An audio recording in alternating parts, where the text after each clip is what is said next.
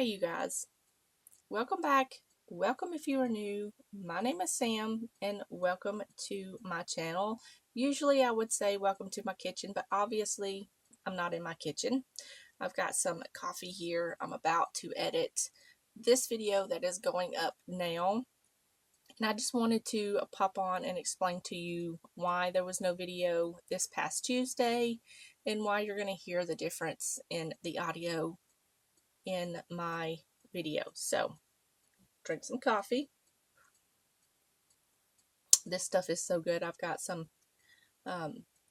pumpkin spice protein in my coffee. It's absolutely delicious, but I digress. Anyways, I think we all are,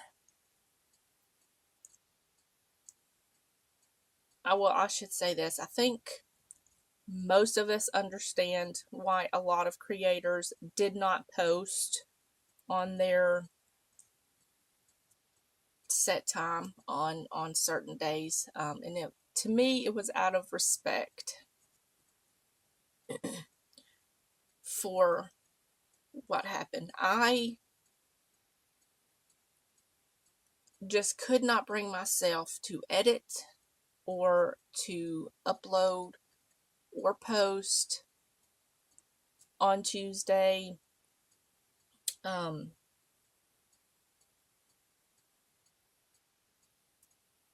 just couldn't. It just felt wrong. So I took all of that time off the week before my husband was home, and we were doing all the things. Everything was breaking. We went to visit my stepdaughter's brand new baby. She is the absolute cutest, and my grandson. So that was fun. We got to see all of them and meet the new baby, and she is just absolutely wonderful. Just a little bundle of joy. And then cars and houses, if something goes wrong, 50 million things go wrong at the same time. So we were dealing with that. And then my husband left on Sunday, and then that whole week was just a blur. Between what happened on the rail car and to Charlie and to 9/11, it was just too much. It was too much, and I just had to take a step back and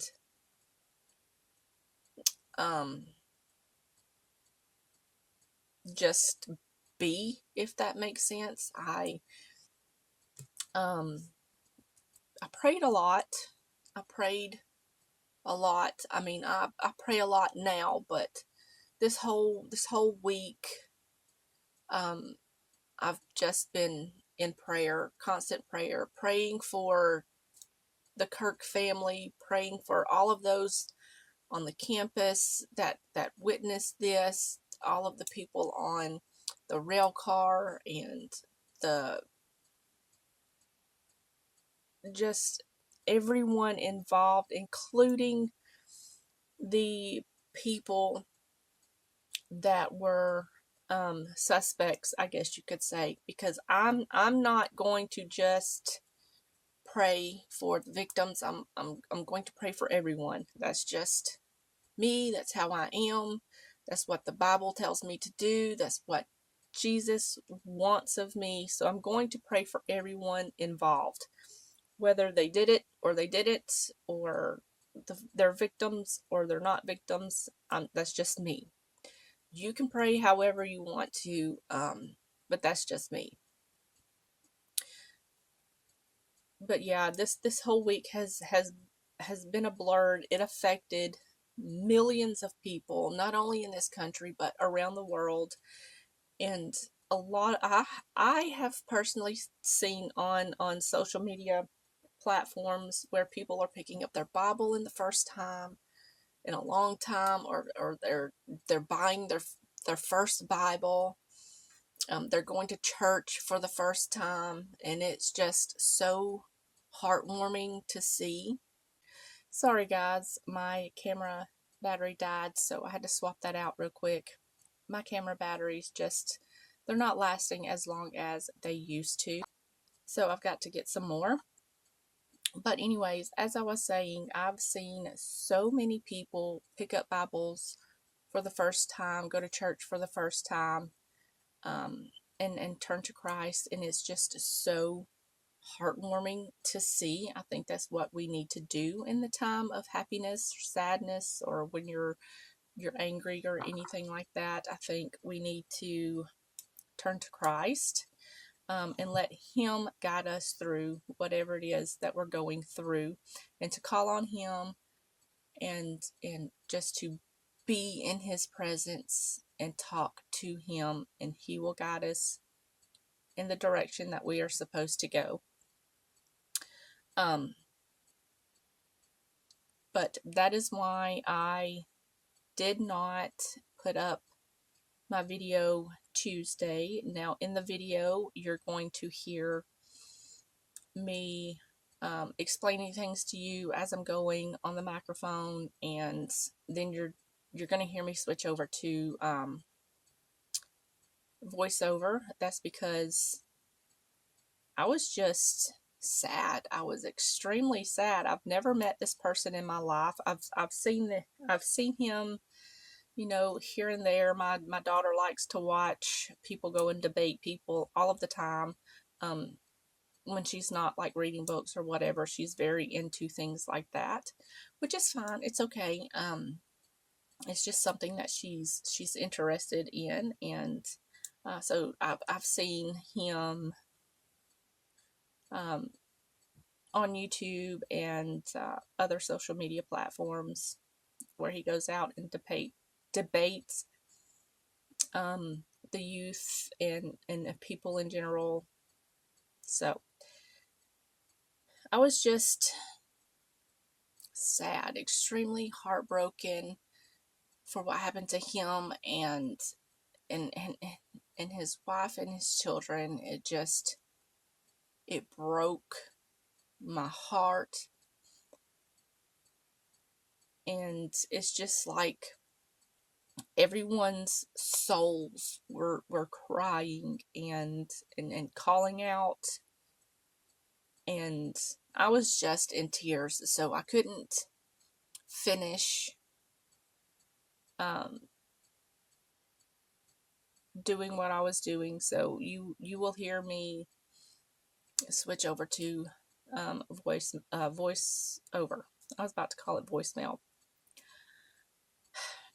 Anyways, you will hear me switch over to voiceover in the video, and that's okay. And I just want everyone to know that I am praying for everyone involved. I really am. I'm praying for his family, his sweet, beautiful kids, his wife, all of those who loved him, adored him, loved to debate him, and just everyone in general that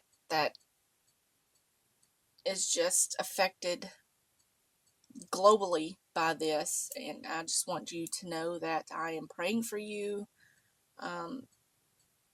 and also praying for all of the people at the campus that witnessed this, and all of the suspects and their families. I'm praying for everyone. It's just what my heart calls me to do. So I did want to leave you, before we go to the video, I just wanted to leave you with this verse. It has a lot of meaning, and it speaks a lot. It just has all of the emotions in it. It's a hard verse to do physically. It takes a lot of spiritual discernment, a spiritual patience, and just to do this specific verse. And I want to give you this verse So you can find it in your heart to do this verse. So this verse is Luke 23:34, and it is something that is just very powerful and meaningful. So this verse, it says, Father, forgive them, for they know not what they do. And it just calls for you to forgive whomever it is that is causing you trouble or anguish or anything in your life. They are misled. Their hearts and souls are misled, and you should just forgive them. I know it's a very hard verse to do, especially when your emotions are high.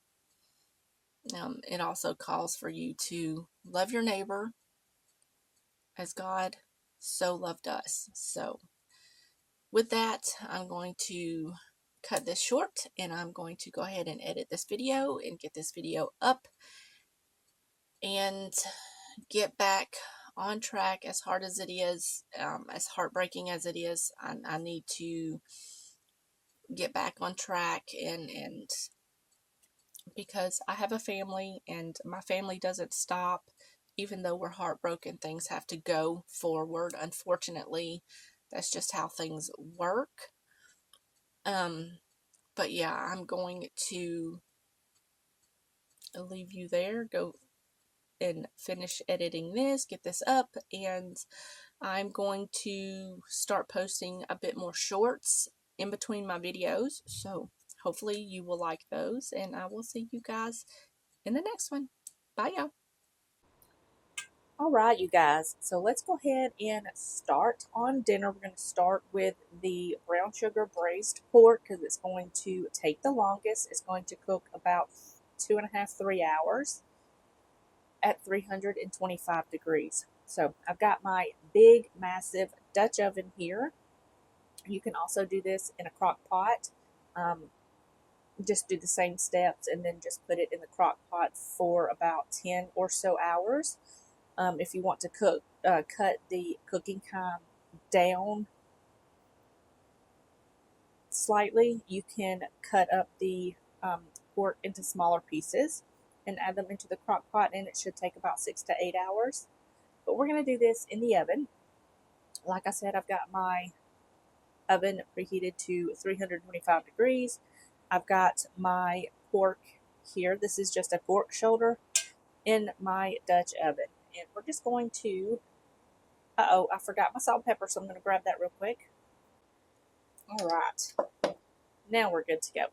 I'm going to add some Dijon mustard to my pork here, just enough to lightly coat one side. We're just going to spread this out. Make sure it's all nice and coated on this one side because we're going to flip it over and season the other side as well. And you're not going to taste the mustard, but it is going to add a little bit of flavor. So I've got that. We're going to season this up with some salt and pepper. Now this is a pretty simple recipe. It is a recipe from the 80s. So it's pretty simple, but you can add any other kind of seasonings that you want. To this, you can do garlic powder, onion powder, some paprika, some cayenne pepper to this if you want. Whatever your heart desires, just add that to there. I am going to add some brown sugar. And I'm going to pat this in. And I'm going to flip this over and season the other side real quick. Okay, so I am just now adding the brown sugar to the second side of this pork. And I'm just going to leave it as is. I'm going to give my hands a quick little rinse. And I've got 2 onions here that I've just got roughly chopped into pieces, kind of cubed. So I'm going to add these to the bottom of my pan. And I've also got some beef broth. Now, it doesn't call for this step, but I'm doing it anyways because I want the pork to stay nice and hydrated while it cooks. It is going to release some of its fat. So I'm just going to add 1 cup of beef broth. Or you can do chicken broth, but it calls for beef broth. I'm going to add that in there. I'm going to pop the lid on. And I'm going to put this in the oven at 325 degrees for 1 hour. Then I'm going to come in, flip this over, and let it cook for another 1.5 to 2 hours until that pork is nice and shreddable. In the meantime, we'll make some croissants. I was going to do rolls, but I figured it would be nice to kind of shape the rolls a little bit differently. So I'm going to do it in a croissant style fashion. So I'm going to go ahead and put this in the oven, and then we'll get started on those rolls. All right, you guys, so we're going to go ahead and get started on the bread. I'm going to be doing it in the bread machine, but you can do this by hand. I am making my dinner rolls from my website. I will leave it linked in the description box below for you guys so you can try out that recipe. They are so good. I, however, am going to be doing it a little bit different. I'm going to be using fresh milled flour, but if you don't want to mill your own flour, you can use the flour that's in the recipe, which is all-purpose flour, and it turns out beautifully. So I've got some milk here, and to my milk, I'm going to add an egg that I've got beaten.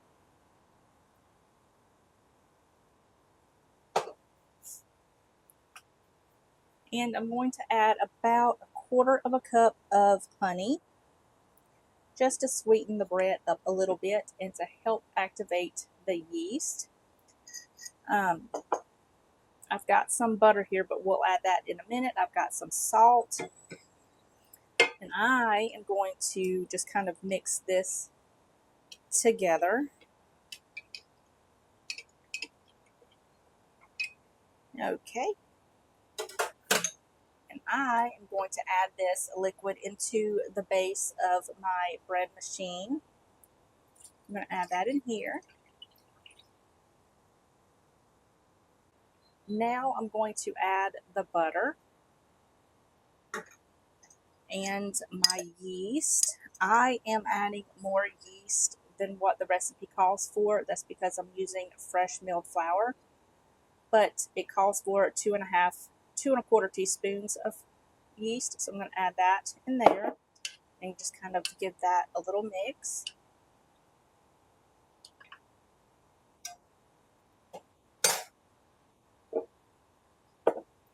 Now I'm going to add my flour. I've got 4 cups of fresh milled flour, and it's 4 cups of all-purpose flour. So I'm just going to add all of this in here.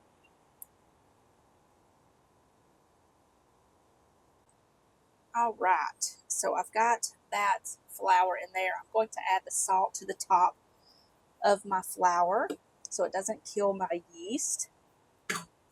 And all I'm going to do now is I'm going to put this in my bread machine. I'm going to let it mix on the leaven dough setting, which is setting 12 in my bread machine.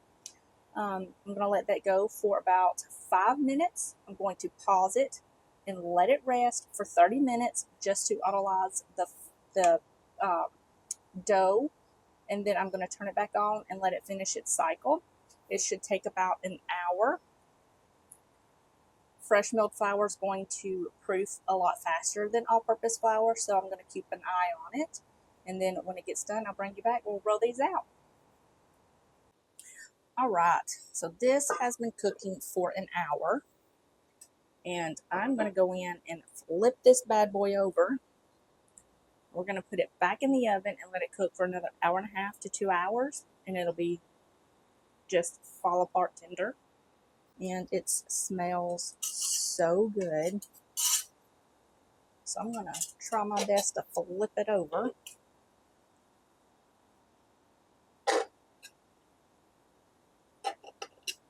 And I'm going to put the lid back on this, and we're going to put this back in the oven and let it finish cooking.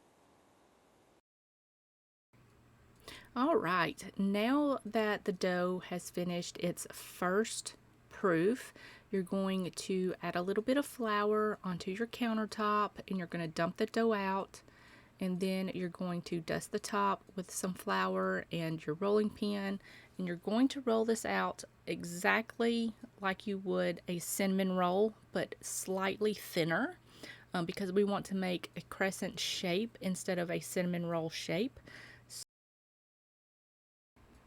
Alright, once you get the dough rolled out, I just went in and cut off the edges, just to make it a straight rectangle with straight lines, and then I just measured out 2.5 inches and then cut on a diagonal to the other side. And then I'm going to go in, roll these up like you would a croissant roll. And with the extra dough, I just kneaded it back into a ball, cut them into 4 dough balls, shaped them, and I let these rise on a parchment lined sheet tray for about 20 minutes before I put them in the oven at 350 for about 15 to 20 minutes, or until they're golden brown, and then just take them out of the oven and let them cool. Alright, it has been 3 hours and I took the pork out of the oven. It is completely done. It is fall apart tender and it smells so good. All you're going to do now is just remove the pork from the Dutch oven or pan, whatever you cooked it in, and you're going to leave the liquid in the bottom.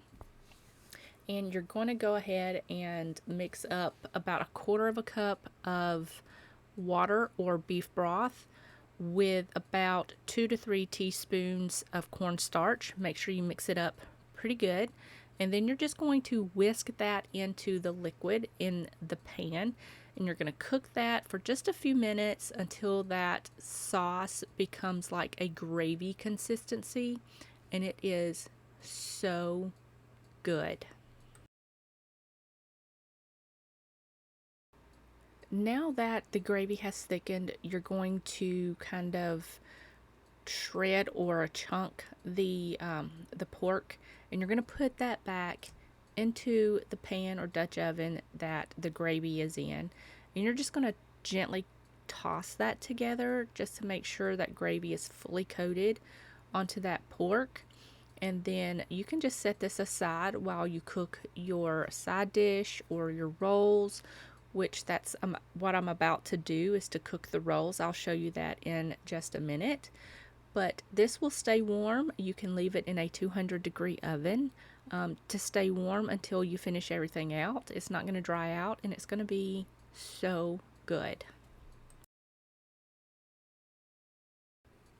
Alright, while the pork is resting and staying warm on the stove, I'm cooking up some squash that I really needed to cook up. But we're going to go ahead and get started on the rolls. Now, you can brush these rolls with whatever you want. I'm using milk. You can do egg white, whole egg, cream, whatever. It really doesn't matter. You're going to bake these at 350 degrees for anywhere 15 to 20 minutes or until they are golden brown. You can let these cool, or you can serve these warm. Alright, you guys, here is the pork right when it's ready to serve, and here is my plate. I just served it with the roll, some fried squash, and the brown sugar pork. It was absolutely delicious. But I hope you guys enjoyed this week's video. If you did, give me a thumbs up, leave me a comment in the comment section down below. I love chit-chatting with all of you, and I hope you all have a wonderful, wonderful week, and I will see you guys in the next one. Bye, y'all.